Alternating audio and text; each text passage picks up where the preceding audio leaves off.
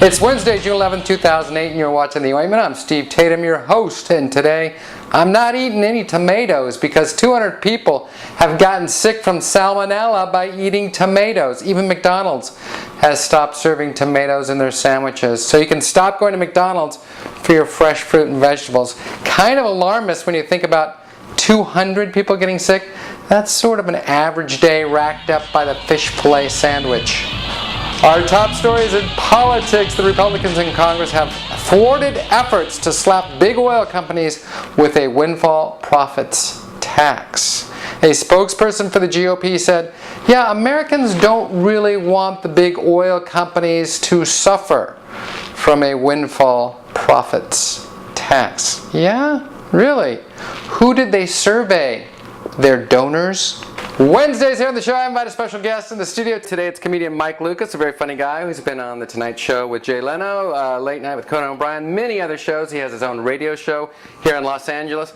And you can find him on rooftopcomedy.com, where you can always find fresh and funny comedy.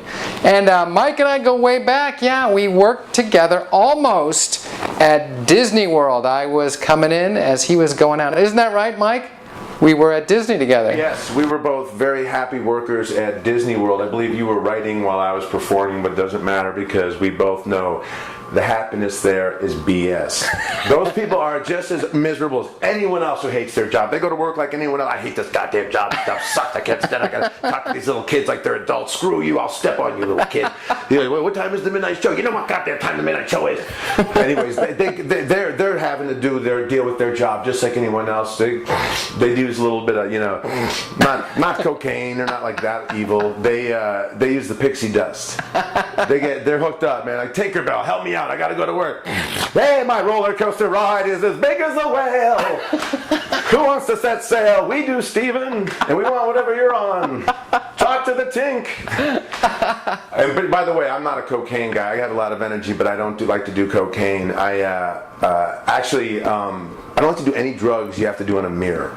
I mean, I don't want to be staring at myself while I'm going downhill. Like, who's that guy going nowhere fast? Hey, that's me. Yeah, I recognize you. Who still rents, but I can afford you? Yeah, who's going to his dealer? You are. Yes, you are. No, that's me. I'm going to sell my bike first. Yeah.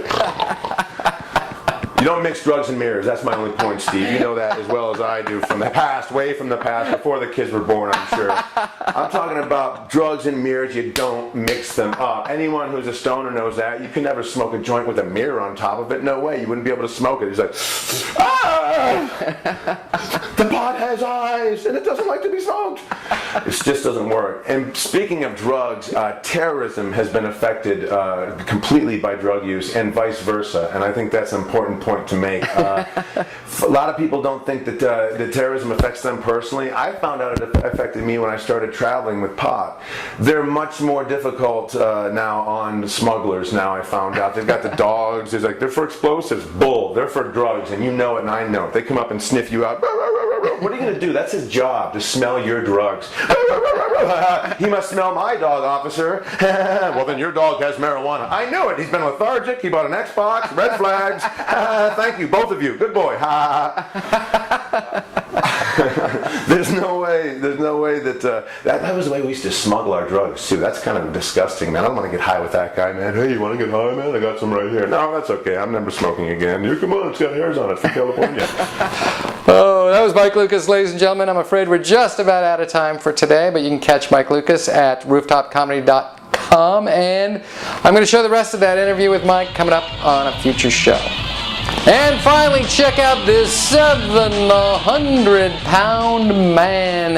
He celebrated his 43rd birthday and said his birthday wish is to marry his fiancée. Isn't that sweet? If you want to buy the groom a gift, he is registered at Forest Lawn Mortuary.